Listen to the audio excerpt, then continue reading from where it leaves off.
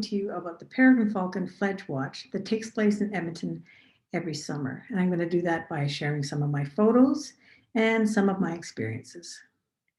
There's a documentary called Return of the Peregrine, and there's the very long URL. It's about the recovery program that took place in Alberta from the 1970s to the early 2000s. And I found it incredibly inspiring. So if you get a chance to watch it, that'd be great. But I'll do a quick recap. In the 50s and 60s, the peregrine falcon population experienced a sharp decline in North America due to the overuse of DDT. And in 1970, they were listed as endangered with only one productive pair in Alberta and in fact in all of southern Canada. But through a very innovative and bold captive breeding program and with the reintroduction to the wild, their numbers improved. And so that by the year 2000, they were downlisted to threatened. And now there are about 75 active pairs in Alberta, which is a huge success story. Just to let you know that the FledgeWatch is a small part of a much bigger recovery plan. So there is an Alberta Peregrine Recovery Plan, and these are the 4 strategies. The first is to reduce human disturbance at nest sites by educating the property owners and letting them know that there might be some safety issues for their staff, for example, if they go up on a roof or anywhere near the nesting site. And the second is to reduce loss of young by removing them from nest sites with a high risk of fledgling mortality. The third is to do surveys every 5 years to monitor the population size. And the fourth is to collect non-viable eggs and analyze them to monitor for pesticide residues. So this was all taken from the Alberta Peregrine Falcon Recovery Plan report, which you can Google if you're interested in reading more.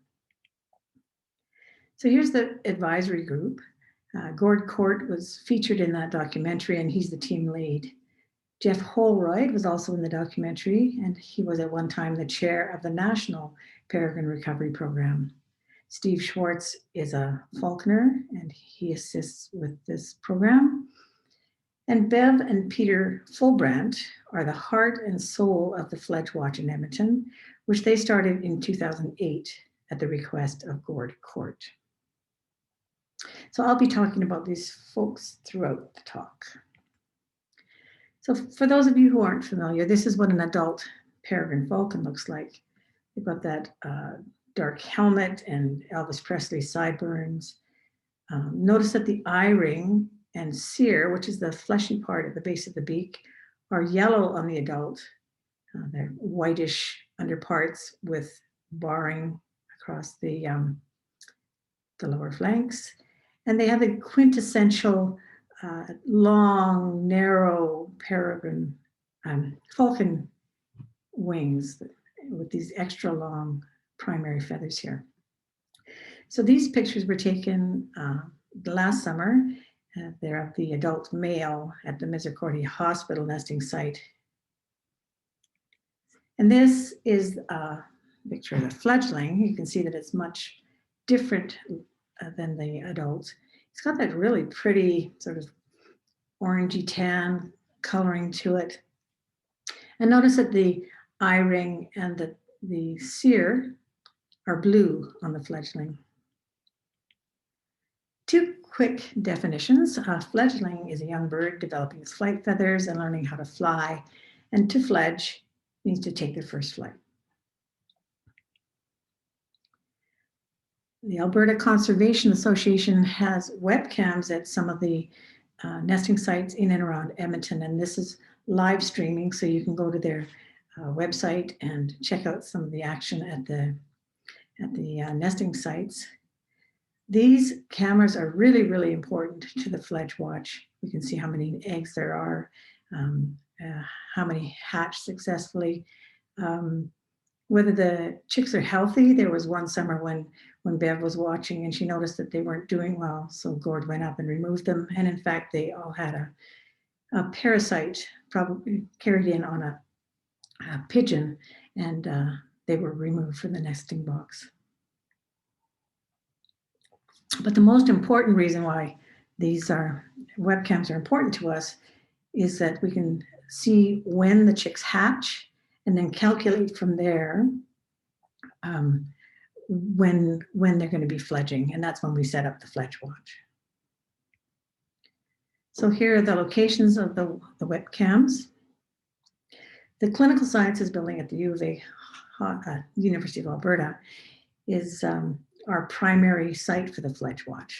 But we also check out the fledglings at the Misericordia Hospital and at the Weber Center on Calgary Trail. And the Weber Center is now called Clark Builders, but I'll continue to call it Weber for this talk.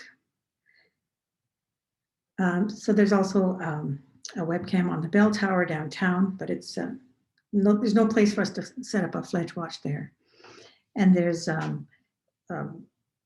webcams and the two rural sites of the Genesee generating station and the Nutrien fertilizer plant. So it's only these bottom three that have the webcams working this year. And so we don't have the webcams for our three main sites here, which is really, really challenging for us, but they've indicated that they'll get this one up and running for next year. I wanted to do a short comparison of between a urban nesting site and a rural one. So the photo on the left was provided by Gordon Court, and that's the bell tower downtown in Edmonton. And the nesting site is up above the 32nd floor. And last summer, there were 4 chicks. There were 2 females that were removed at the time they did the banding. 2 males were left to see how they fared, but they ended up needing to be rescued. They must have hit a building or something. So all 4 chicks ended up being taken out to a hack site. And I'll talk to you more about a hack site later. On the right is the Genesee nesting site. And last summer, there were 3 chicks and all 3 fledged successfully. There was 1 non-viable egg, which Gord would have removed to analyze. But you can see that the urban settings have a much higher risk for the fledglings than the urban one. So I'm going to do a quick sort of overview of the time that Peregrine spent in Edmonton.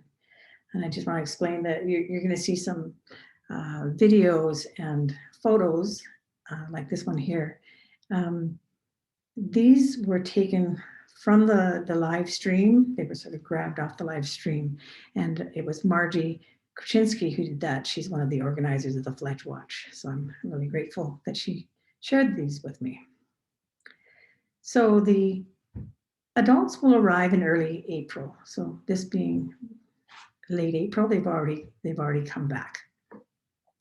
They would have gone their separate ways. So when they first returned, they reestablished their relationship, or they establish a new one by doing bonding rituals. And they may have to defend their nesting site from other peregrines, and that can sometimes result in quite vicious battles and sometimes to the death. So I'm going to play a short video here that was taken from the live stream. This is the Clinical Sciences Building nesting box. That's Radisson, the female, on the right, and Chase, the male, on the left. And they're going to do a short bonding ritual.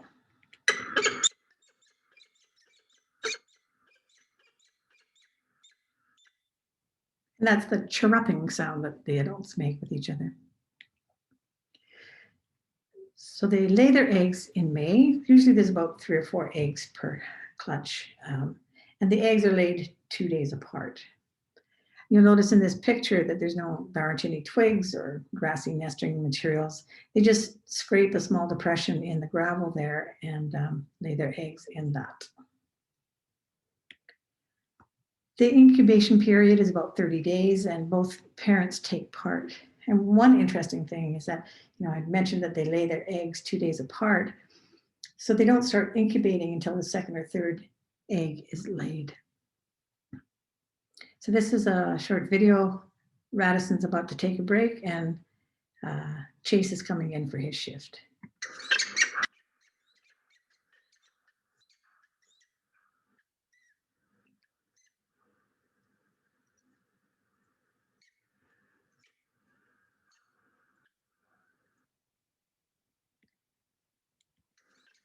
correction, sorry. And so they hatch in early June. Sorry. And by mid-July, they are ready to fledge by the time they're 40 to 46 days old. So that, of course, is when the FledgeWatch starts. And we actually started about a few days earlier, just in case we miscalculated or one of them flies out early.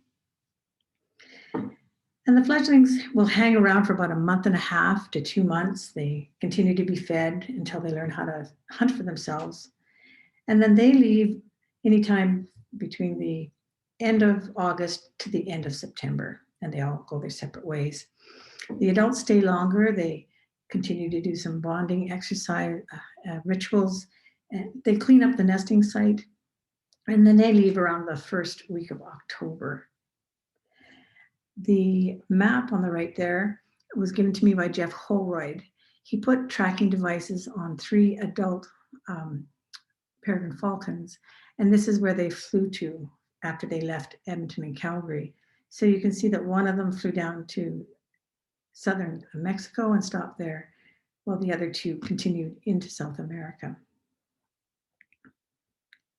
So that was the overview, and now I'm going to backtrack and start again. So this is a chick around 3 weeks old. And this is the ideal time for Gord Court and his team to bring the chicks down to be banded. And these pictures are from the nesting site at the Genesee Generating Station. And Gord always invites all the staff to come out and see the chicks, learn about them, hold them, get their pictures taken with them as a way to educate them and to sort of get them sort of engaged in the project. The red arrows there at the bottom are pointing to what are called pin feathers in the wings and the tail. And those grow into their flight feathers. So they go from a 3-week-old chick to a fledgling in 3 to 4 weeks, which is just quite extraordinary. And so this is mid-July. So that's when we set up the FledgeWatch. And there's a calendar that the volunteers can go into and sign up for shifts. They go from 6 in the morning till 10 at night. So we have them covered from sun up till sundown. And it goes for 2 to 3 weeks as long as it's needed. And the picture on the right is Bev and Peter Fulbrat. So after each shift or during each shift, the volunteers will report to the group and let people know how things are going and where the fledglings are, etc. This is a picture of the nesting box on the Clinical Sciences building at the University of Alberta. So the big yellow arrow is pointing to the nesting box above the 13th floor there. But you can also see there's a glass pedway beneath it and a busy road. It's quite a challenging place for them to fledge. So the watchers set up on the top of a public parkade. So you can see in the middle of the picture there. And it's really an ideal location with the nesting box on the left there on the Clinical Sciences building. Facing east, the peregrines fly out and over us. And they'll fly over to the College Plaza, which is down in the bottom here. The adults spend a lot of time on the College Plaza or the University Terrace or the Mazankowski Alberta Heart Institute or any of a number of other buildings in the area.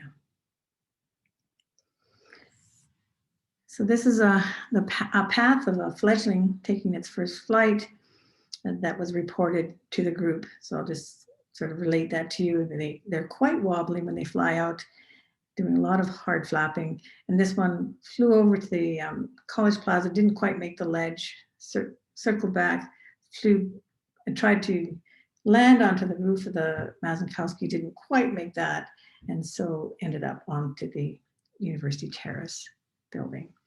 But sometimes they'll fly into the neighborhood of Garneau, in which case we have to go down to ground level and search for them. And sometimes it can take several hours. But it can watching them take those first flights is exciting and dramatic, but it can be a little nerve-wracking at times too. So this is what the Mazankowski Alberta Heart Institute looks like from the top of the parkade. And it is definitely the biggest obstacle that the fledglings face at this site. When they first started nesting there, the Mazankowski hadn't been built yet. And you might think, well, why don't you remove the nesting box? But even if they did, the peregrines would likely still return to this site. Case in point, at the Weber Center, they were doing construction on the roof for 2 summers and they removed the box. The peregrines still returned there, and Gord went up and removed 2 clutches of eggs last summer. So it's just something that they have to contend with. Another issue at the Mazankowski is the STARS ambulance helicopter flies in about once a day.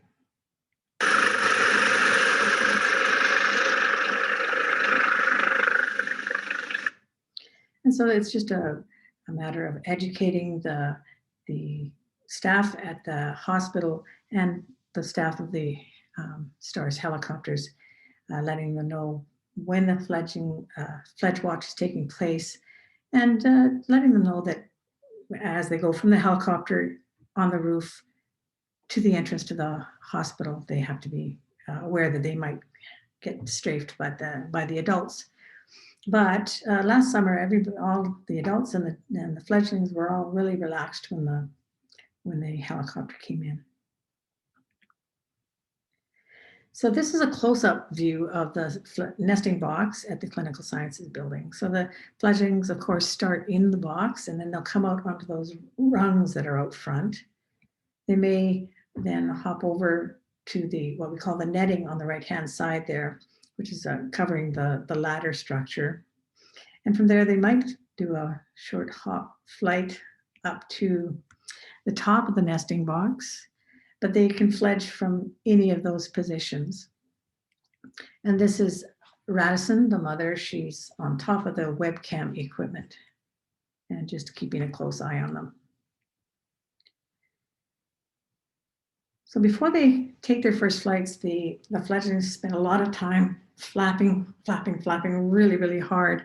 And that's to develop the muscles, the flight muscles in their chest so that they're ready to go. I wanted to just share some images of the feeding stages that they go through. Of course, the chicks have the adults bring in food right into the nesting box. And when we're on the parkade, we can always tell when that's happening, because if we don't see them, we'll hear them.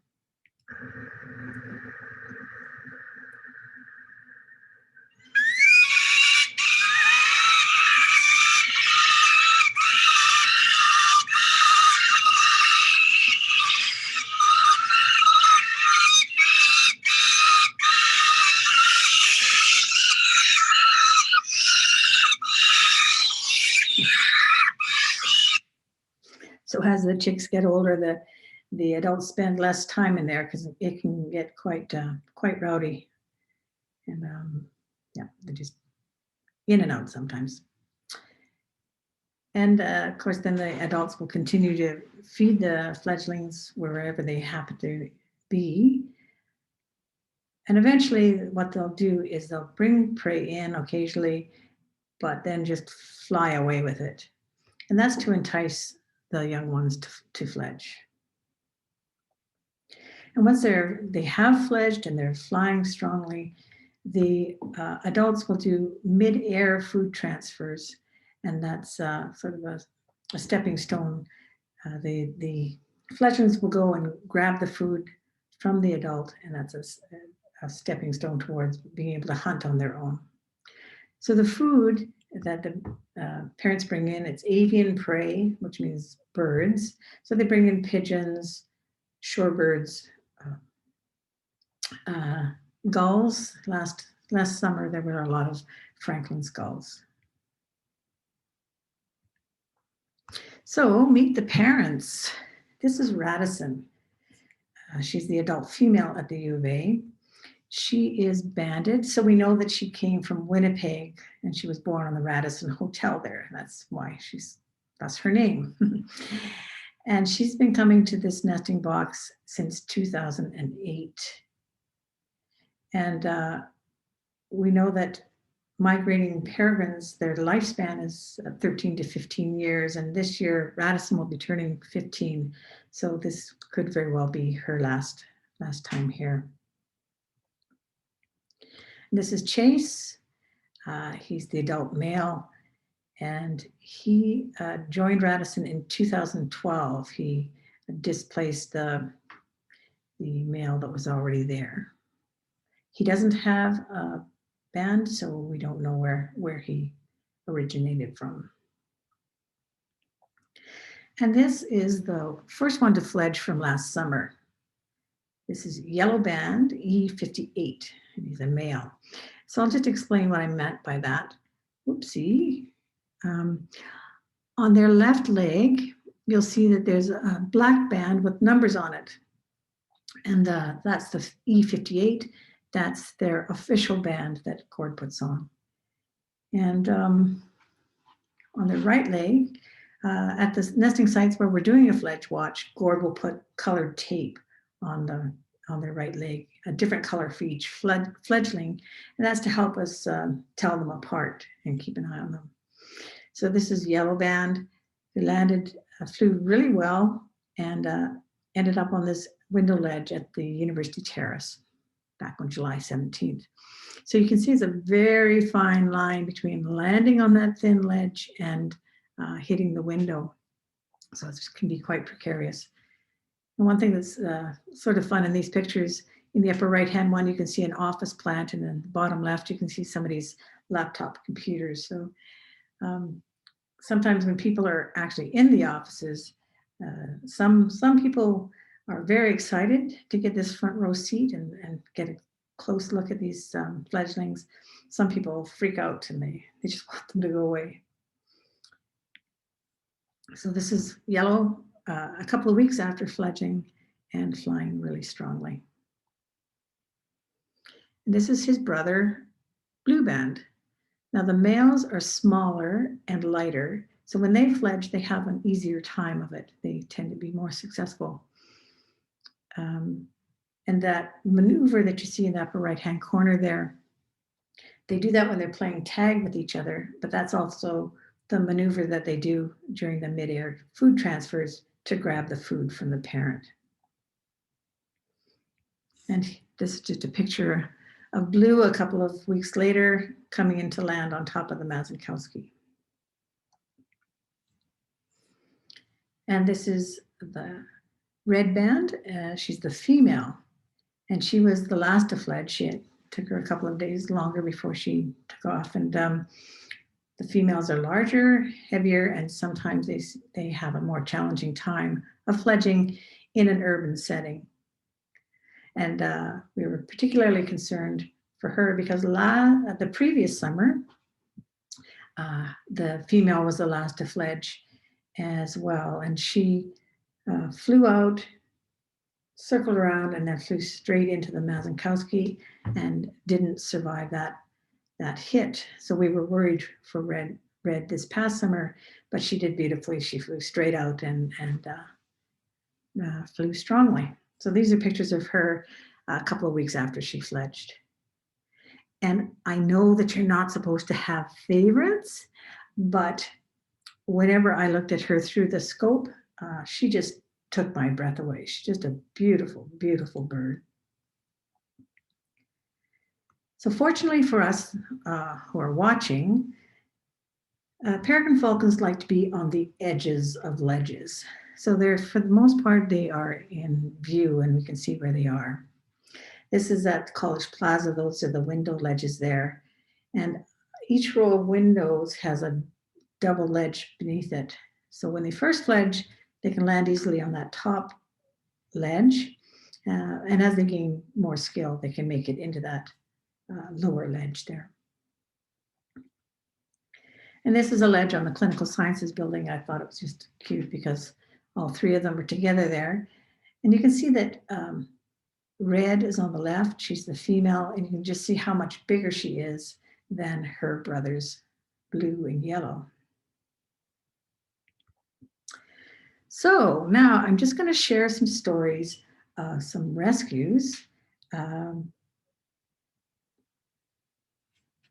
All three fledglings had to be rescued last summer.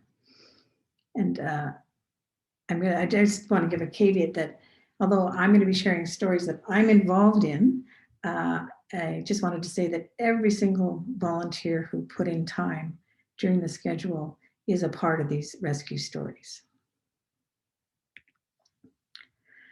So this is a video that Trish Hartman made, and it just gives a really great example of why we're there. So I'm going to let the video play, and then I will talk more about it afterwards.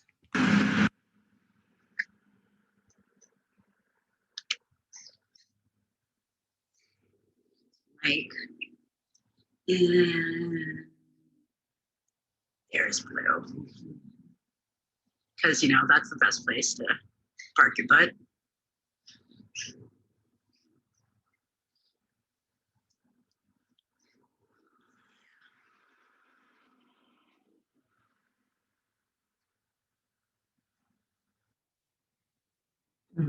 So anytime the fledglings get this low, especially when they're newly fledged, it's very likely that we're going to have to rescue them. They're going to end up coming to ground. So what might bring them this low? There might be a strong gust of wind that bumped them against a building. They might have hit a window. Sometimes when they're playing tag with each other, one of them will get tagged too hard, or there might have been a really heavy rain and their feathers are wet. If they were in a rural setting, they would be able to fly in circles and spiral their way back up. But in these urban settings, there's just no room for them to do that. So Trish and Mike were on the last shift of the day, and they shared the information with the group about where Blue was. And so the next morning, Lisa, Peter, and I showed up, and Blue was basically in that same spot. So the story of his rescue, Peter stayed on the ground level. Lisa and I went up to the top of the parkade. So you can see her, that L at the bottom of the picture here, and that's Lisa.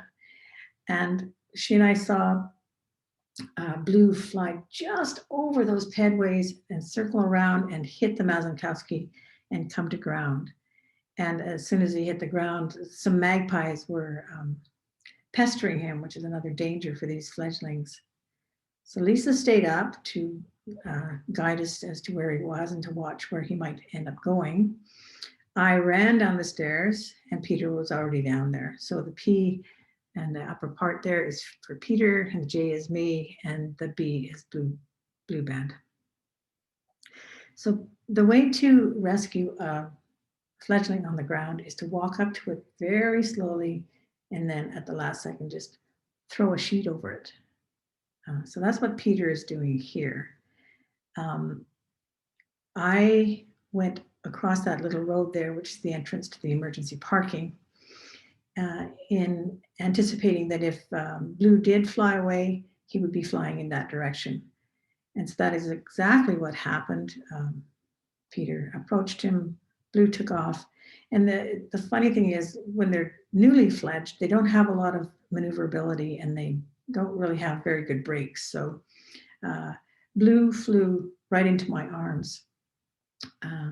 I only had my fleece on me, so I took my fleece off, and when he flew into my arms, I caught him in my fleece. And then Peter put him into a carrier. Sometimes we have cardboard ones. So this is Blue Band on the right there. Just remember that picture because I'll show it to you again in a bit. But we're very, very fortunate that Patty Boyce is available. She's on call during the FledgeWatch, and she comes on site to examine the fledglings to see if they've injured themselves in any way. And if Patty isn't available to do that, then they're taken to Wildlife Rescue and Rehabilitation. So she's just checking to make sure all the ligaments are still attached, nothing's broken. And I just want to play this short video here. This is what it sounds like the whole time that she's examining them.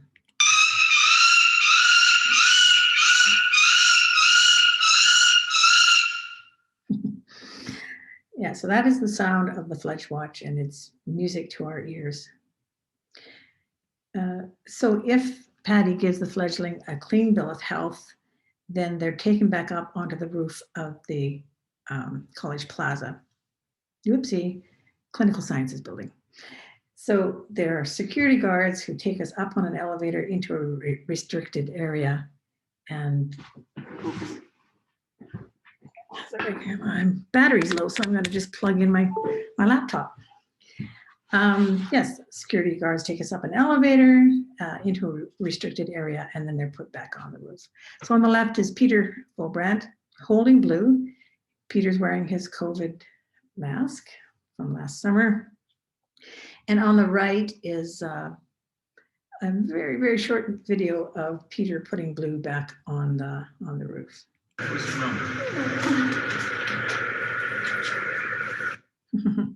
So I don't know if you heard that "aw" there, but that was the security guard. So she had a bit of a treat there too. So you can see there's Blue on the roof, and there's the nesting box in the background there.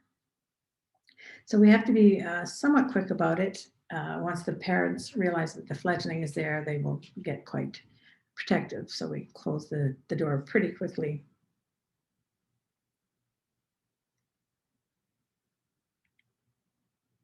And just a very funny side story. That's the second time that I've caught a fledgling by having it fly into my arms. And so I anticipate a possible escape route and then cut them off when they fly.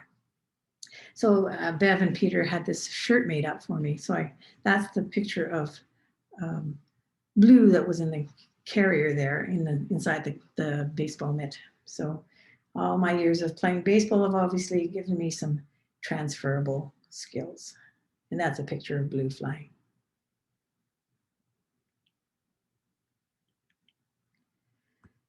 Now I'll tell you the short story of Yellow Band being rescued. So he had been flying really well. A patient from the hospital had called security saying that there was a hawk on the ground outside the entrance to the hospital. So security phoned Bev and Peter. They were on their way in their car, but Bev phoned me on the parkade, and I ran down. So he was in a corner of the building on the ground. So as I was approaching him, I went to throw the sheet on him, and he tried to fly up against the building. So I dropped the sheet and I just grabbed him with my hands and then sat on the ground and waited for Bev and Peter to come. So I just have a small souvenir of a small puncture wound on my finger. But I have to say, I mean, I know that there are people who handle falcons all the time, and it's sort of not a big deal, but for an average citizen like me, getting a chance to hold those fledglings, even if it's just a brief encounter, it's a huge thrill, and I'm always on a high for the rest of the day. So the pictures, that's Patty examining Yellow Band, and then the two on the right are Yellow Band back up on the roof. So this time I took my bigger camera with me to get better pictures. So Yellow Band flew fine after that. Then he went through a stage where he seemed to be having problems with one wing. Maybe he got tagged by his brother. And then he was flying really strongly again. But sadly, a month after he fledged, Yellow Band was found dead at the base of the CSIS building, which is on the north end of Quad on the university campus. So presumably he flew into those windows there. And this was the first time that we've experienced death that long after they had fledged. So it was quite sad for us. But as you see from the stats that I've just added at the bottom there, the reality is that 3 out of 5 of these fledglings will die in their first year of life. So to reverse that, only 40% of them will make it through their first year. So all the more reason why it's really important to give them the best start that we can by doing these FledgeWatches. The final rescue story that I'm going to tell, because it's an unusual one. A couple of summers ago, I got a call in the middle of the night from the hospital, and they said that one of the fledglings was in the emergency bay, and the ambulances couldn't get in. So I called Trish and Mike, and then I got there first, got the sheet over the Peregrine, the fledgling, and then Mike and Trish arrived to put it in a carrier. So I'm going to play another video by Trish.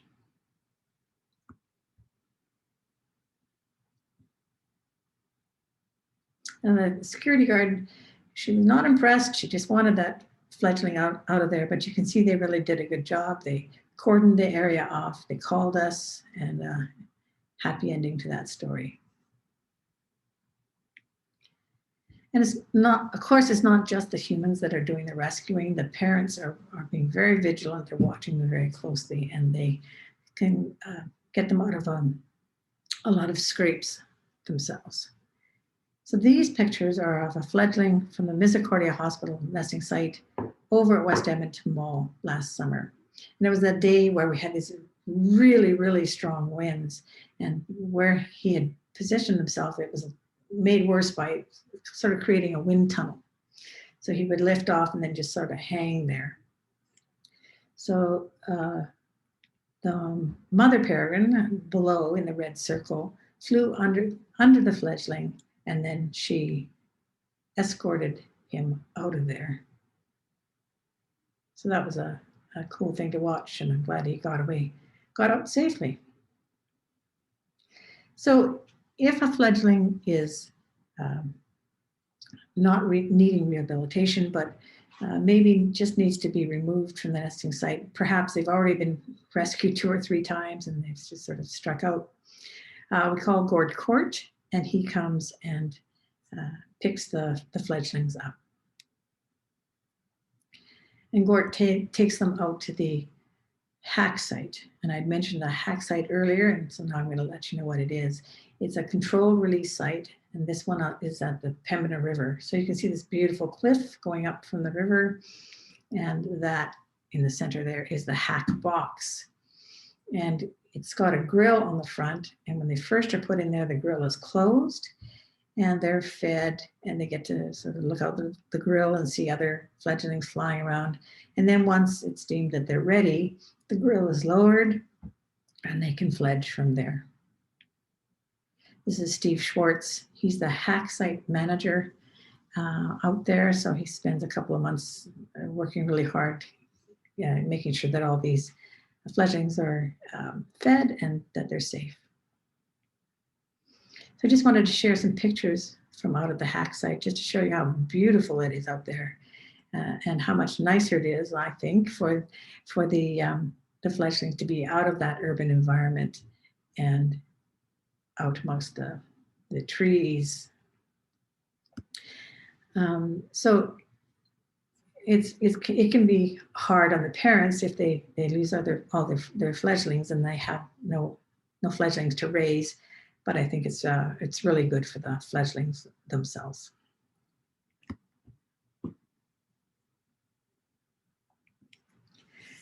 So once they're flying, they continue to be fed for a while. The food is put on top of the hack box. So you can see on the bottom right-hand corner, that's factory quail.